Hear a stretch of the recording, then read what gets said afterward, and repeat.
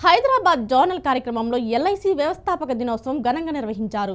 LIC of India 69వ వార్షికోత్సవం సందర్భంగా సైఫాబాద్లోని జోనల్ ఆఫీస్ భవనంలో LIC of India south central zonal manager Puneet Kumar LIC జెండాను ఎగురవేశారు.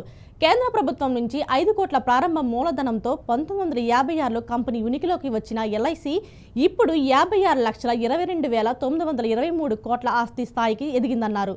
కస్టమర్ సేవల పెరుగుదల కోసం ఎల్ఐసి ఇటీవల కాలంలో ఎన్నో వినూత్న చర్యలు చేపట్టిందన్నారు.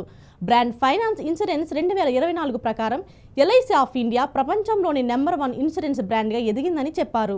LIC endowment, term insurance, children pension, micro insurance, unit linked ఉత్పత్తులు సహా 35 ప్లాన్లను వ్యక్తిగత వ్యాపారం కింద అమ్మకానికి అందిస్తుందని పునీత్ కుమార్ అన్నారు. ఈ సమావేశంలో రాజేష్ భరద్వాజ్, ఎం రవికుమార్, సవరణ రమేష్, జిఎస్ శాస్త్రి, పిజి కుమార్, వైద్యలింగం, ఏఏఎం హిలాని సహా ఇతర సీనియర్ అధికారులు వేడుకలో పాల్గొన్నారు. I felicitate and welcome each of LIC family member to this occasion. Friends, I would just like to mention some 0.78 crore of new policies.